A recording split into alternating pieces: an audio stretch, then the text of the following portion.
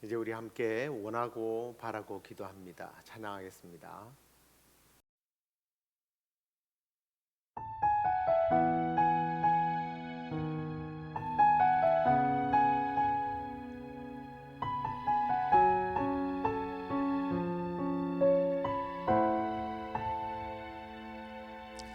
이 세상을 살아가는 동안에 나의 힘을 의지할 수 없으니 기도하고 낙심하지 말 것은 주께서 참 소망이 되심이라. 하나님의 꿈이 나의 비전이 되고 예수님의 성품이 나의 인격이 되고 성령님의 권능이 나의 능력이 되길 원하고 바라고 기도합니다.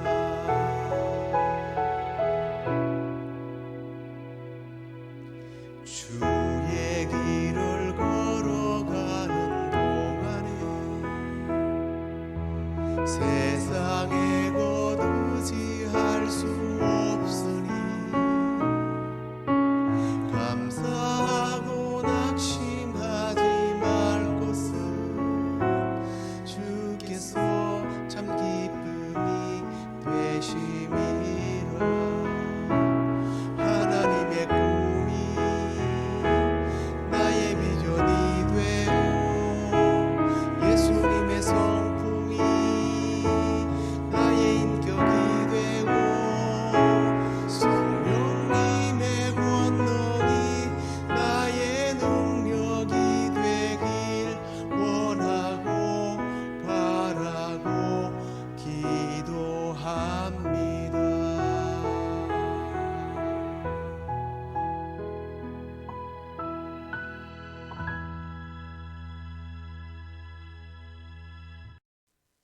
다 함께 사도신경으로 신앙 고백드리겠습니다.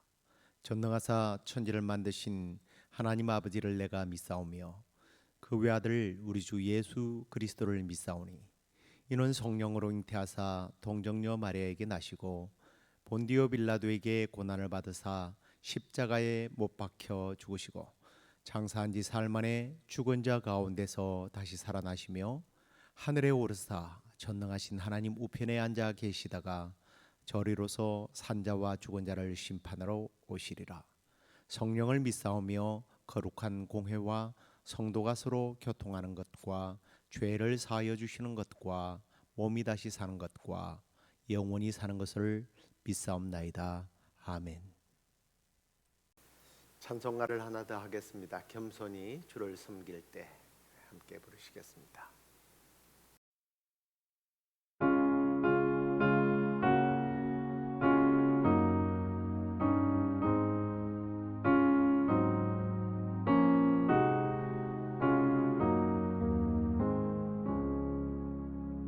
겸손히 주를 섬길 때 외로운 일이 많으나 구주여 내게 힘 주사 잘 감당하게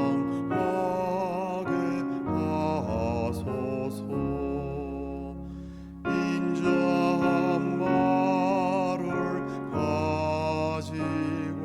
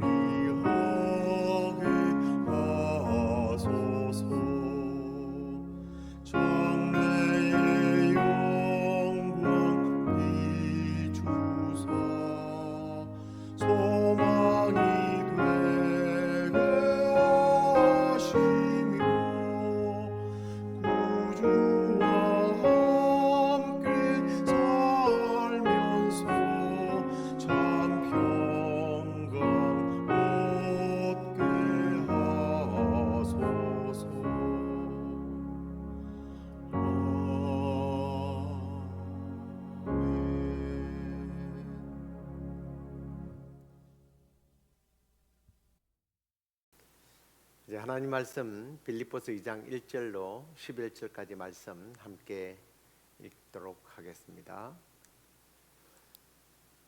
그러므로 그리스도 안에 무슨 권면이나 사랑에 무슨 위로나 성령의 무슨 교제나 긍휼이나 자비가 있거든 마음을 같이하여 같은 사랑을 가지고 뜻을 합하여 한 마음을 품어 아무 일에든지 다툼이나 허용을 하지 말고 오직 겸손한 마음으로 각각 자기보다 남을 낮게 여기고 각각 자기 일을 돌아볼 뿐더러 또한 각각 다른 사람들의 일을 돌아보아 나의 기쁨을 충만케 하라. 너희 안에 이 마음을 품으라. 곧 그리스도 예수의 마음이니 그는 근본 하나님의 본체시나 하나님과 동등됨을 취할 것으로 여기지 아니하시고 오히려 자기를 비워 종의 형체를 가져 사람들과 같이 되었고 사람의 모양으로 나타나셨음에 자기를 낮추시고 죽기까지 복종하셨으니 곧 십자가에 죽으심이라. 이러므로 하나님이 그를 지극히 높여 모든 이름 위에 뛰어난 이름을 주사 하늘에 있는 자들과 땅에 있는 자들과 땅 아래에 있는 자들로 모든 무릎을 예수의 이름에 꿇게 하시고 모든 입으로 예수 그리스도를 주라 시인하여 하나님 아버지께 영광을 돌리게 하셨느니라. 아멘. 오늘은 주님의 마음이 필요한 때입니다 라는 제목 가지고 말씀을 함께 나누도록 하겠습니다. 오늘 사도 바울은 빌립보 교회에 보낸 편지 가운데 한편으로는 따뜻하면서도 굉장히 도전적인 메시지를 선포하고 있는 것을 봅니다.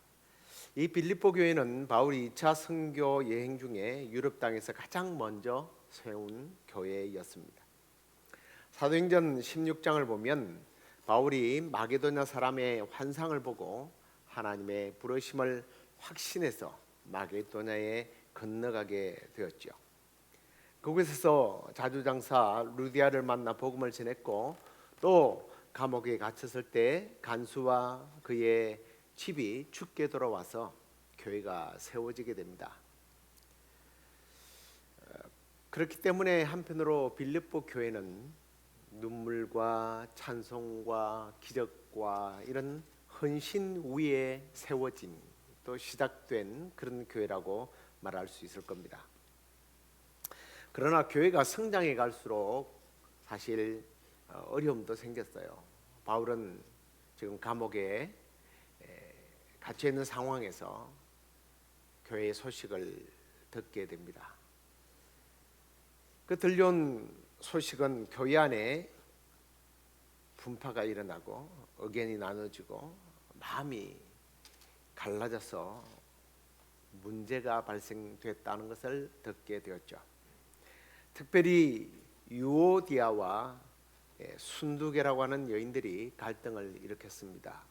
한국 분들은 이 순두계를 또 순두부라고 읽는 분들도 계시던데 순두부를 끓이다가 생긴 이름은 아니고 그냥 순두계입니다. 교회 안에 분열의 기운이 퍼지게 된 거죠. 바울은 이 문제를 해결하기 위해서 오늘 본문에서 성도들에게 주 안에서 같은 마음을 품어야 한다라고 권면하는 것을 보게 됩니다. 먼저 오늘 이 본문 1절 말씀을 보면 특별히 그 교회의 주 안에서 같은 마음을 품는 그런 교회로 세워지기 위한 교회를 세우는 몇 가지의 요소를 이야기하고 있는데요. 이 1절 말씀을 한번 보시기 바랍니다. 그러므로 그리스도 안에 무슨 권면이나 사랑의 무슨 위로나 성령의 무슨 교제나 긍휼이나 자비가 있거든 이라고 말씀하고 있는데요. 바로 권면, 사랑의 위로, 성령의 교제와 긍휼과 자비가 교회를 세우는 하나의 중요한 요소라는 것을 말씀하고 있습니다. 먼저 권면인데요. 여기 본문에서 말하는 권면이라고 하는 말은 우리가 생각하는 권면, 충고하다 이런 의미로 받아들이겠지만 헬라어적 의미는 이런 의미입니다. 곁에서 부르다. 그런 말에서 나온 뜻이에요. 그러니까 곁에서 뭐 하려고 부르겠습니까? 격려하고 용기를 가지도록 대화하기 위해서 부른 거죠. 그래서 이 권면이라고 하는 말의 다른 뜻은 바로 이제 격려하다, 옆에서 격려하다, 이런 뜻이 헬라어적 의미입니다. 믿음이 약하거나 시험에 빠진 성도 곁에 다가가서 괜찮습니까? 괜찮습니다. 힘내십시오. 하나님이 함께 하실 겁니다. 하나님이 역사하고 계십니다. 이런 것이 권면이라는 거죠. 내가 말이야 교회 생활을 10년을 해봤는데 30년을 해봤는데 당신처럼 이러면 안 돼. 이건 우리 교회의 법도에 맞지 않아. 내가 이런 권면을 참 잘하는데 이건 권면이 아니라는 거죠. 격려와 칭찬, 네, 이게 교회를 세우는 중요한 요소여야 한다라는 겁니다.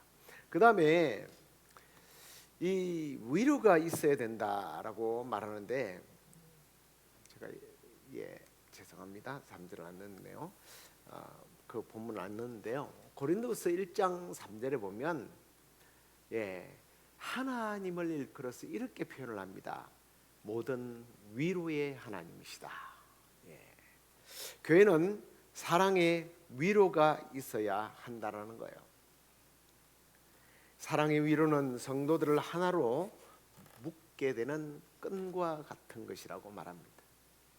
그래서 웃는 자와 함께 웃고 우는 자와 함께 우는 것이 그게 진정한 위로이고, 이런 위로가 있는 교회는 아름답게 세워진다고 말합니다.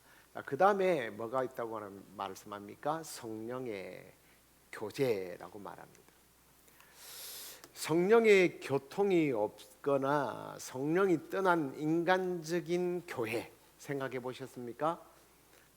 자기들만을 위한 당파를 만들고 교회를 분열시키죠. 자기의 지식, 자기의 경험, 또는 혜련, 지연, 이게 먼저 우선순위가 되는 교회, 성령의 교제가 없는 그런 교회입니다. 성령 안에서 교제할 때에 이건 서로를 살리고 교회를 세워가는 중요한 기둥과 같기 때문에 성령의 교제가 필요하다 말합니다. 그 다음에 마지막으로 보니까 긍휼과 자비, 비슷한 의미죠. 이 긍휼과 자비는 다른 성도들에 대한 관심을 말하죠. 서로 헐뜯기 위하여 약점을 잡기 위해서 살피는 것이 아니라 따뜻한 관심과 돌보기 위한 사랑의 마음을 여기서 말하고 있습니다. 이러한 성도의 관심이 모일 때 이 교회에 모인 교우들 가운데 세상 속에서 받았던 상처들, 사람들에게 뿐만 아니라 사탄으로부터 받았던 공격을 통해서 찢어졌던 그 마음들, 신음하던 그 영혼들이 교회 안에 있는 그런 불쌍히 여기는 마음, 그 사랑의 마음 때문에 교회가 교회되도록 한다라는 거예요. 자, 그러면 이렇게 교회가 이런 바탕이 이제 기둥이 세워지고, 교회가 기둥이 세워졌을 때에 이제 교회가 해야 할 일이 뭐겠어요? 골조를 세웠으면 그거를 벽을 만들어야 되겠죠. 2절 말씀을 한번 볼까요? 마음을 같이하여 같은 사랑을 가지고 뜻을 합하며 한 마음을 품어. 저는 이 말씀을 읽으면서 갑자기 그런 생각이 들어요.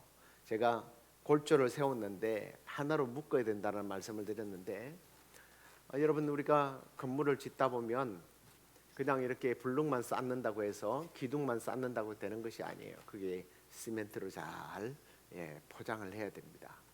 그런데 거기에 들어가는 것들을 보십시오.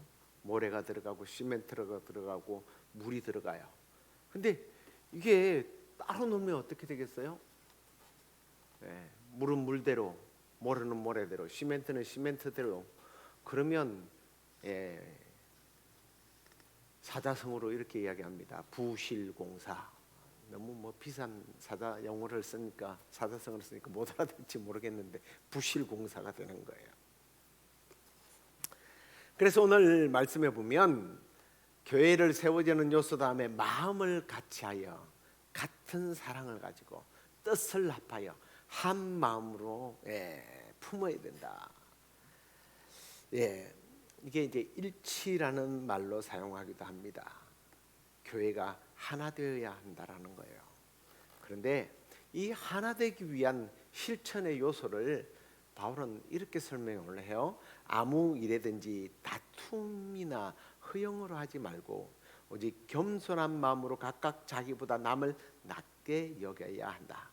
사실 이 하나됨을 방해하는 것이 다툼이나 허영이라는 거죠. 사실 교회의 분열을 보면 언제나 이 다툼과 허영으로 시작되더라고요. 자기 주장, 자기 영광을 내세우다 보니까 갈등이 당연히 생깁니다. 그러면 오늘 어떻게 하나 될 수 있는가? 3절 하반절에 보면 여기 보니까 자기를 낮추는 말씀이 납니다. 자기보다 남을 낮게 여기고 남을 높이고 자기는 낮아진다. 이게 뭐냐면 겸손이죠. 하나됨을 위한 오직 겸손이 바로 우리를 그렇게 하나 되도록 만든다는 거예요. 겸손은 기독교의 가장 큰 미덕이자 예수님이 친히 보여주신 삶의 발자취입니다. 겸손이라는 것이 단순히 자기를 낮추는 태도로 생각하면 안 됩니다. 오늘 4절 구체적으로 그 태도를 이렇게 말씀하는데요. 각각 자기 일을 돌볼 뿐더러 또한 각각 다른 사람들의 일을 돌아본다라고 말합니다. 나만 생각하지 말고 형제 자매의 상황과 필요를 살피는 일을 말합니다. 그렇게 해야 하는 이유가 뭐냐? 교회는 함께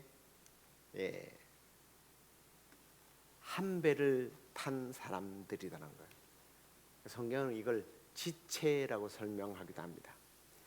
교회는 저는 배로 비유한다면 선장 혼자서 키를 잡고 거기 탄 사람들은 즐기는 유람선이 아니라는 거죠. 군함과 같습니다. 장교로부터 수병 한 사람 한 사람이 자기 기능을 잘 감당할 때 무적 함대가 되는 거예요. 교회는 바로 그렇게 서로를 돌아보고 자기를 낮출 때에 한 마음이 돼서 서로를 낮추고 서로를 돌아볼 때에 무적 함대로 쓰임 받게 된다는 거예요. 근데 바울은 여기서 이 정도만 설명하면 될 것 같은데 바울은 여기서 그 하나의 예정을 예수 그리스도로 들고 있는 것을 봅니다.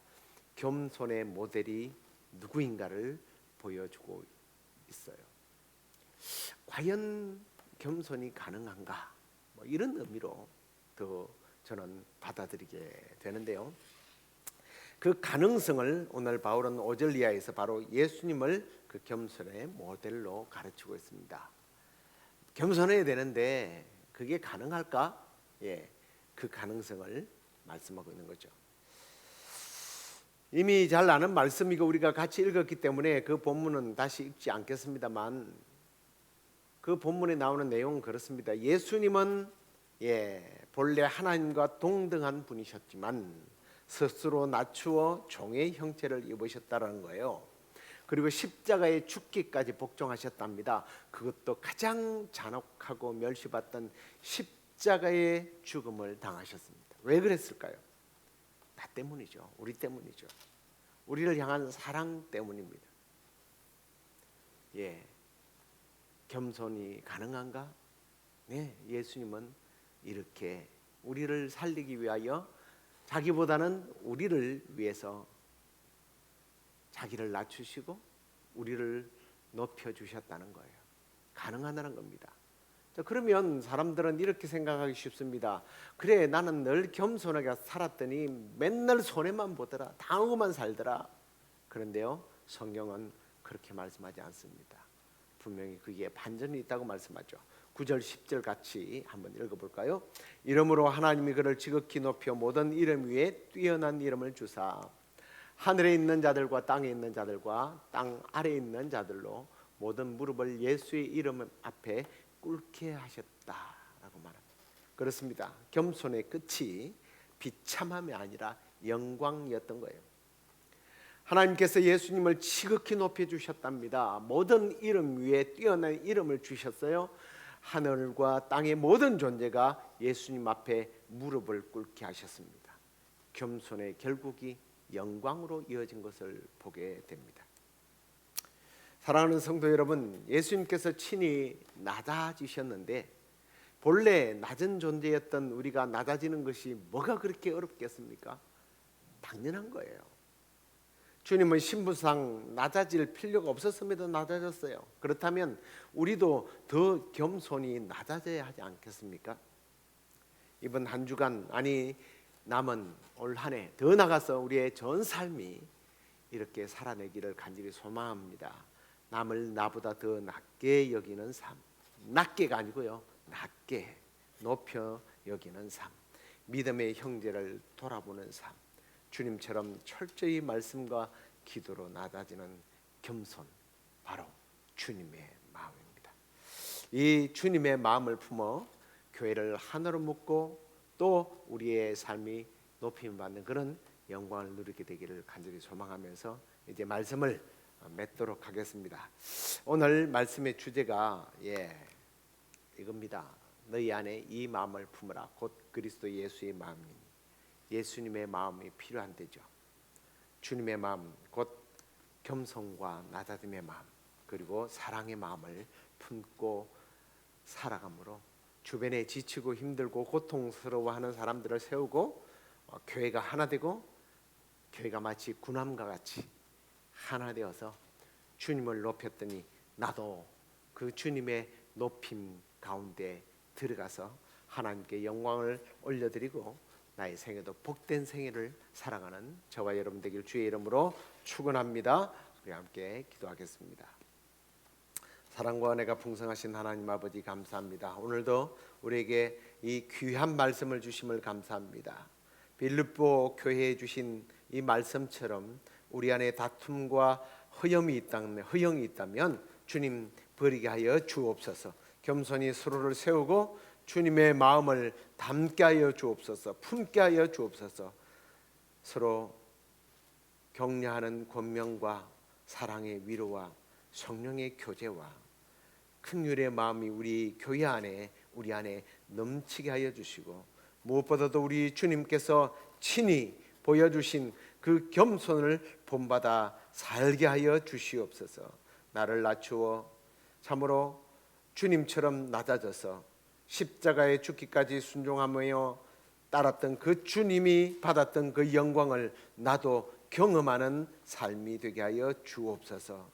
오늘 하루 우리의 생애가 바로 그런 생애가 되게 하여 주시고 나도 살고 교회도 살고 모두가 살아나는 그러한 귀한 은혜들을 늘 누리는 우리의 삶이 되게 하여 주시옵소서. 그렇게 주실 줄로 믿고 예수님 이름으로 감사하며 기도드리옵나이다. 아멘. 하늘에 계신 우리 아버지여, 이름이 거룩히 여김을 받으시오며 나라의 마옵시며 뜻이 하늘에서 이루어진 것 같이 땅에서도 이루어지이다. 오늘날 우리에게 일용할 양식을 주옵시고 우리가 우리에게 죄의 현자를 사하여 준 것 같이 우리 죄를 사하여 주옵시고 우리를 시험에 들게 하지 마옵시고 다만 악에서 구하옵소서. 대개 나라와 권세와 영광이 아버지께 영원히 있사옵나이다. 아멘.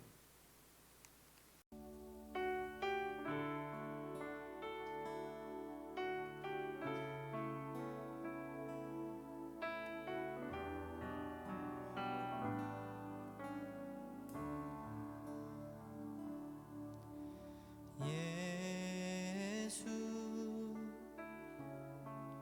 하나님의 공의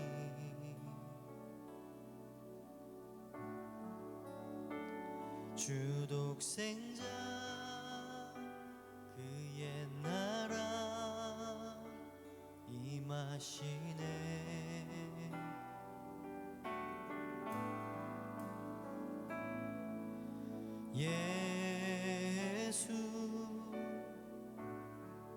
재물이 되신 주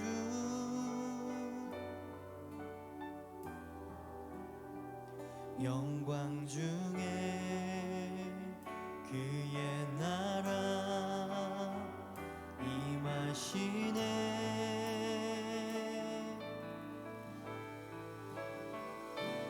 주의 나라 영원하며 그의 영광 무궁하리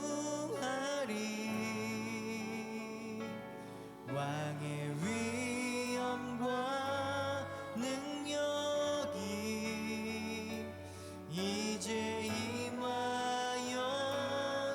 임하였으니 주의 주권과 주의 통치와 주의 나라 임과 권세 임하네 예수 하나님의 공의 한 번 더 고백할까요? 예수 하나님의 예수 하나님의 공의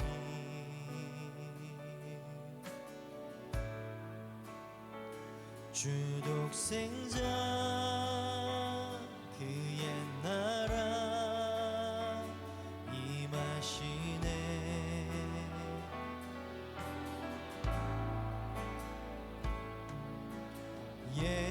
예수 재물이 되신 주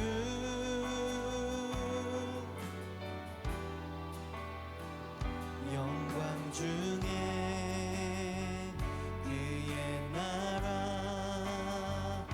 임하시네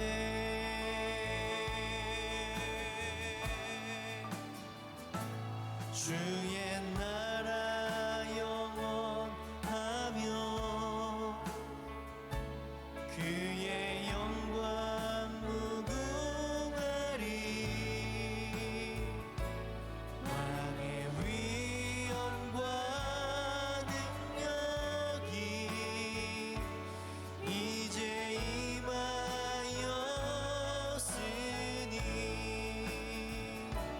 주의 주권과 주의 통치와 주의 나라 임과 권세 임하네 예수 하나님의 공의 2절입니다 하나님의 예수 하나님의 사랑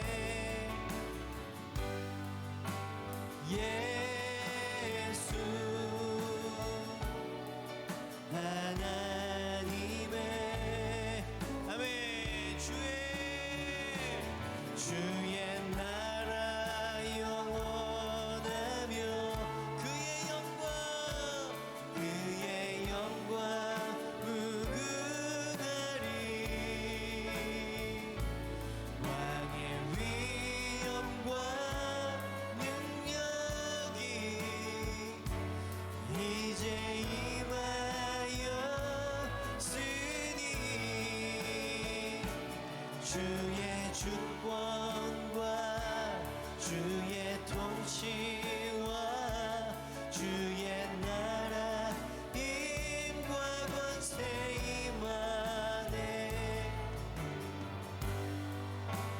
예수 하나님의 공의.